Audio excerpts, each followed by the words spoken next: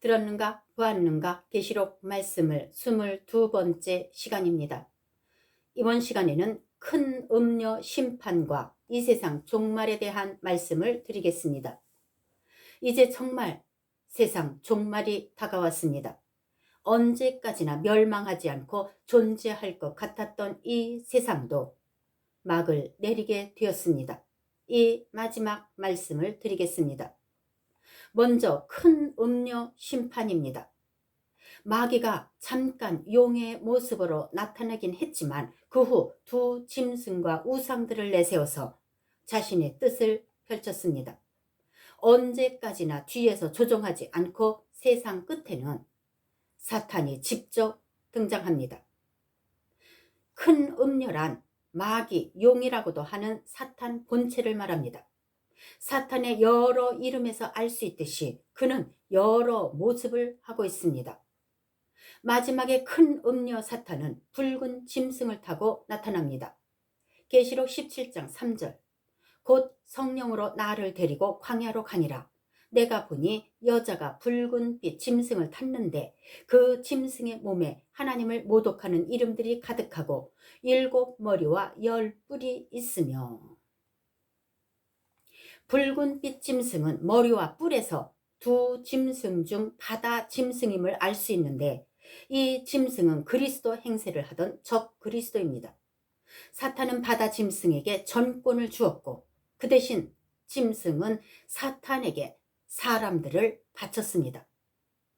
사탄은 자신에게 그렇게 복종하던 짐승에게 상을 주지는 못할 망정 그 짐승을 타고 거드름을 피우며 나타납니다. 짐승이 처음에 바다에서 올라올 때는 붉은빛 짐승이 아니었습니다. 계시록 13장 1절에서 2절 내가 보니 바다에서 한 짐승이 나오는데 뿔이 10이요 머리가 7이라. 그 뿔에는 10 왕관이 있고 그 머리들에는 신성 모독하는 이름들이 있더라. 내가 본 짐승은 표범과 비슷하고 그 발은 곰의 발 같고 그 입은 사자의 입 같은데 용이 자기의 능력과 보좌와 큰 권세를 그에게 주었더라. 어디를 봐도 짐승이 붉다는 말씀이 없습니다. 바다 짐승은 적 그리스도 행세를 하면서 이 세상 사람들을 지옥 백성 만들었고 수많은 그리스도인들을 죽였습니다. 영생할 수도 있는 생명을 수도 없이 죽였으니 그 피에 붉게 물든 것입니다. 소나 돼지 한 마리만 잡아도 온몸에 피가 튀는데 수많은 생명을 죽였으니 어찌 깨끗할 수 있겠습니까? 바다 짐승은 아예 붉게 물이 들어버렸습니다. 사탄의 원래 모습과 나중 모습을 비교해 보겠습니다.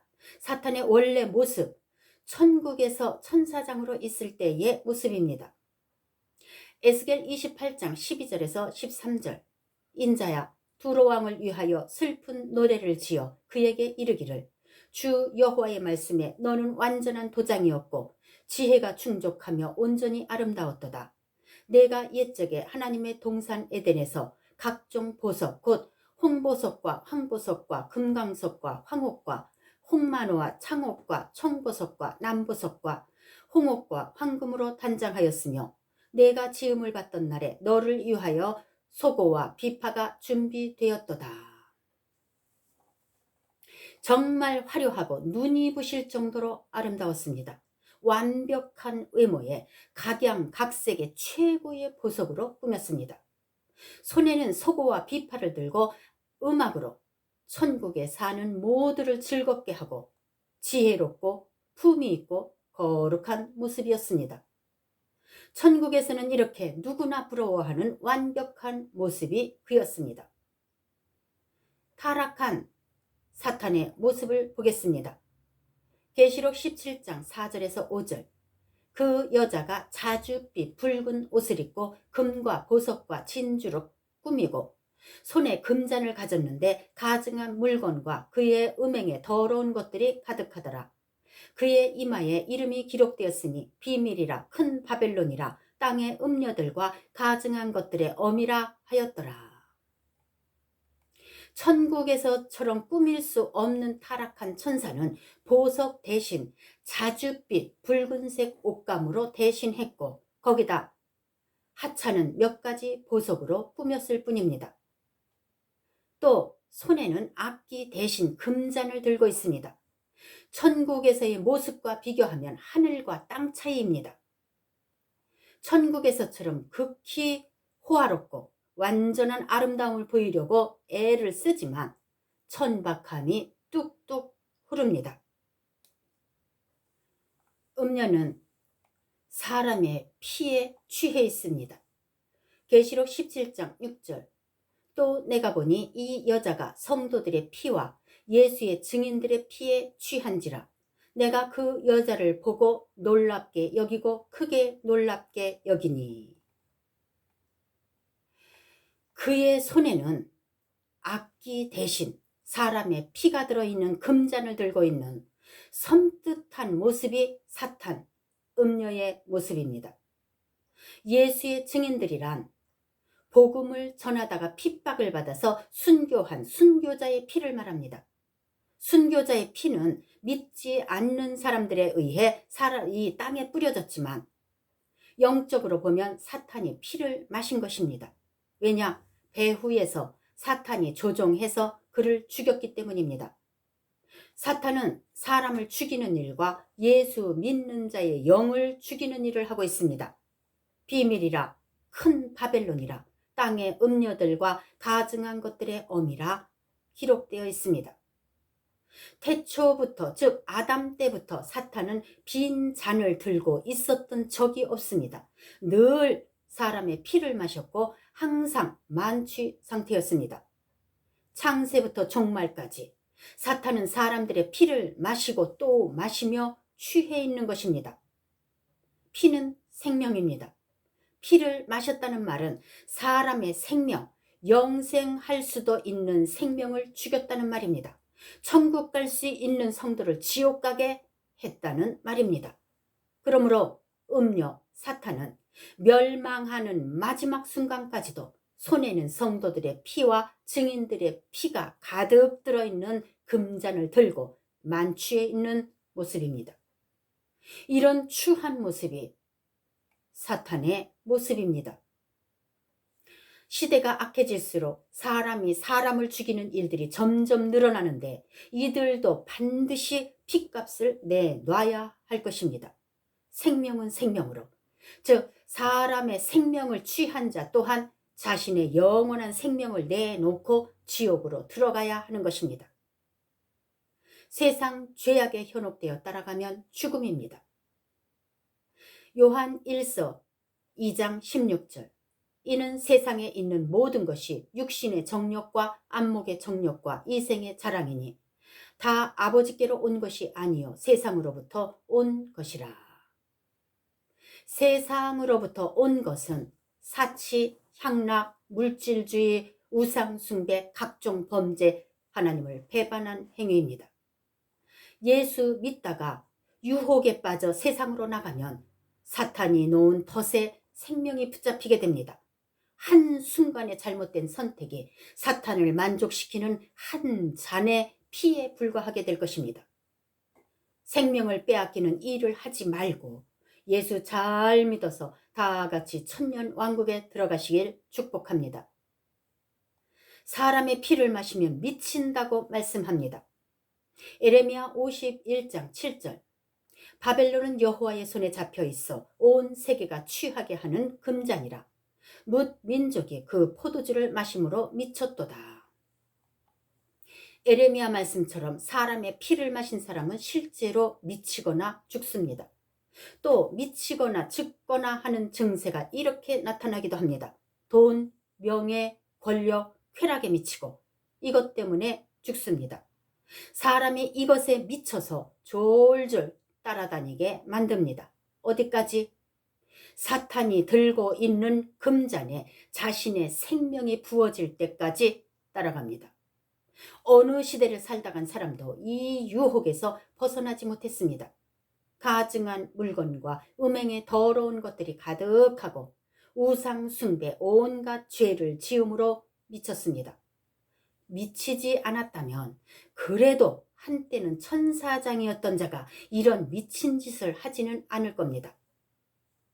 종말이 가까울수록 모든 수단과 방법을 동원해서 믿는 자도 스스로 죄악에 빠질 수밖에 없도록 만들 것입니다. 유혹에 빠져서 다시는 예수를 믿을 수 없도록, 다시는 천국 갈 수 있다는 소망을 갖지 못하도록 만들 것입니다. 정신 차려서 믿음 생활 잘 하시길 축복합니다. 다음은 이 세상 종말입니다. 이 세상이 종말을 맞습니다. 하나님의 진노는 7째 대접 재앙으로 막을 내립니다. 마태복음 3장 12절, 손에 키를 들고 자기의 타작마당을 정하게 하사 알곡은 모아 곡간에 들이고 쭉정이는 꺼지지 않는 불에 태우시리라. 두 짐승은 영원한 지옥으로, 666을 받은 자들과 사탄과 그의 일행은 무저갱에 1000년 동안 임봉됩니다. 이 말씀을 전하겠습니다. 첫 번째, 바다 짐승과 땅 짐승이 가장 먼저 유황불 못에 던져집니다. 두 짐승의 최후를 보겠습니다. 계시록 19장 20절, 짐승이 잡히고 그 앞에서 표적을 행하던 거짓 선지자도 함께 잡혔으니 이는 짐승의 표를 받고 그의 우상에게 경배하던 자들을 표적으로 미워하던 자라. 이 둘이 산채로 유황불 붙는 못에 던져지고, 바다 짐승과 땅 짐승이 잡혔습니다. 두 짐승은 하나님의 백성들을 속여서 수도 없이 생명을 앗아갔습니다. 어느 누구도 이들보다 더 많은 하나님의 백성을 지옥으로 보낸 자가 없습니다. 천국 백성이 될 수도 있었던 자들을 공포 속에 몰아넣고 666을 받게 하고 아마겟돈 전쟁까지 일으켜서 결국 전쟁에 참여한 모두를 지옥으로 끌고 갔습니다. 하나님은 이들이 가장 교활하고 악하다고 보십니다. 사람이라면 누구나 백보자 심판을 받고 지옥에 떨어집니다. 하지만 짐승의 죄가 얼마나 무거우면 백보자 심판도 받기 전에 그것도 죽지 않고 살아있는 육체로 유황불 못으로 직행하는 최초의 사람이 두 짐승입니다. 두 짐승은 1000년 왕국이 이루어지기 전에 사탄보다도 1000년 먼저 산채로 불 속에 들어갑니다. 유황불못은 어디일까? 지옥입니다. 태초부터 지금까지 아무리 악한 자도 죽지 않고 살아서 육을 입은 채로 불 속에 들어간 자는 없습니다. 처음이자 마지막입니다. 이 둘은 죽지 않고 살아있는 채로 불 속에 던져집니다. 그럼 육의 몸을 입고 산채로 불 속에 들어가는 것과 죽어서 가는 것 무슨 차이가 있을까요? 모르긴 몰라도 더 고통스러우니까 산채로 던져질 것입니다. 살이 지글지글 타들어가는 냄새와 살이 촌농처럼 뭉그러지면서도 죽지 않고 고문처럼 계속 반복되는 일상이 얼마나 두렵고 끔찍하겠습니까? 육의 몸을 입고 산채로 던져진 두 짐승은 살과 뼈가 타는 고통과 영이 느끼는 고통, 두려움을 함께 느낄 것입니다. 육체는 불에 들어가면 죄만 남는다고 생각할 수 있지만 이 현상은 이 세상에서의 답입니다. 지옥은 지렁이도 영원히 죽지 않는 곳입니다. 육체가 타버려도 잠시 후면 또다시 육체로 되돌아와서 타는 고통을 영원히 느낄 것입니다. 누구보다도 끔찍한 최악의 고통을 두 짐승은 영원히 당할 것입니다. 영체도 두려워하는 이곳에 육체를 가지고 들어갈 때 이 세상의 고통과 영의 세계의 고통을 동시에 받는 것입니다. 두 짐승은 이 유황불못에 최초로 가장 먼저 던져집니다. 두 번째로 666을 받은 사람들 모두 무저갱에 던져집니다. 악을 추수하실 때 이때 666을 받은 자들은 전멸되다시피 합니다. 나머지는 아마겟돈 전쟁에서 거의 다 죽고 그래도 남아있는 소수는 일곱째 대접 재앙 때 남김없이 다 죽습니다. 영체인 사탄과 그의 타락한 천사들은 육체가 없으니 이 세상에 흔적이 남지 않지만 사람은 죽어도 시체는 남습니다. 그래서 사람의 시체는 모든 새를 동원시켜 처리합니다. 계시록 19장 17절에서 18절. 또 내가 보니 한 천사가 태양 안에 서서 공중에 나는 모든 새를 향하여 큰 음성으로 외쳐 이르되 와서 하나님의 큰 잔치에 모여 왕들의 살과 장군들의 살과 장사들의 살과 말들과 그것을 탄 자들의 살과 자유인들이나 종들이나 작은 자나 큰 자나 모든 자의 살을 먹으라 하더라. 이때는 죽은 시체를 처리할 사람이 없습니다. 마지막 한 사람까지도 죽었기 때문입니다. 때문에 하나님은 새들을 동원해서 시체를 깨끗하게 먹어 치우게 하십니다. 새들은 시체들을 다 먹어 치워서 깨끗하게 청소하고 정화하는 데 동원됩니다. 세 번째, 큰 음녀 사탄이 1000년 동안 무저갱에 결박됩니다. 사람이 다 죽으면 사탄도 할 일이 없습니다. 무저갱으로 들어가는 일밖에는 없습니다. 계시록 20장 1절에서 3절. 또 내가 보매 천사가 무저갱의 열쇠와 큰 사슬을 그의 손에 가지고 하늘로부터 내려와서 용을 잡으니 곧 옛뱀이요 마귀요 사탄이라. 잡아서 1000년 동안 결박하여 무저갱에 던져 넣어 잠그고 그 위에 임봉하여 1000년이 차도록 다시는 만국을 미혹하지 못하게 하였는데 그 후에는 반드시 잠깐 노일이라. 사탄의 신복이었던 두 짐승은 산채로 유황불 못 즉 지옥불에 던져졌습니다. 또 예수 믿지 않고 죽은 자들과 예수 믿었지만 666 짐승의 표를 받고 우상을 섬긴 자들도 무저갱에 던져집니다. 사탄과 사락한 천사들도 1000년 동안 무저갱에 던져집니다. 악한 사탄의 세력은 모두가 이 땅을 떠나 무저갱에 1000년 동안 봉해집니다. 이 말은 1000년 왕국이 이루어지는 1000년 동안 이 땅에는 사탄도 없고 귀신도 없으므로 죄가 없는 세상이 된다는 뜻입니다. 무저갱은 한 번 갇히면 영원히 못 나오는 것이 아닙니다. 사탄이 전 3년 반에 무저갱에서 나왔듯이 1000년 왕국 때 옥에 갇혔다가 1000년이 차면 또 한 번 나옵니다. 무슨 말이냐? 무저갱은 열쇠를 가진 주인의 허락이 있으면 잠시 나올 수도 있는 곳입니다. 그래서 1000년이 차면 무저갱에서 잠시 노임을 받습니다. 왜냐? 사탄이 할 일이 있기 때문입니다. 그 후 백보자 심판을 받고 나면 그땐 무저갱이 아니라 열쇠가 없는 완전한 지옥, 두 짐승이 들어가 있는 불지옥, 영원히 나올 수 없는 흑암의 불지옥으로 모두가 들어갑니다. 이런 질문이 있을 수 있을 겁니다. 무저갱은 하늘 전쟁 때 쑥대밭이 되었는데 그곳에 어떻게 다시 들어갈까? 복구하지 않은 전쟁 후의 상태를 생각해 보세요. 그곳에서 1000년을 갇혀 있다고 생각을 해보세요. 쑥대밭이 된 그 무저갱에 다시 들어가는 것입니다. 나중 형편이 더 나빠진 것입니다. 사탄과 사탄의 사자들도 사람의 몸속에 들어가 쉼을 얻던 귀신들도 또 예수를 부인하고 666을 받은 영들도 다 같이 폐허가 된 무저갱에 들어가는 것입니다. 이곳에서 1000년을 고통 속에 갇혀 있게 됩니다. 1000년이 참에 잠시 옥에서 풀려납니다. 계시록 20장 7절에서 8절.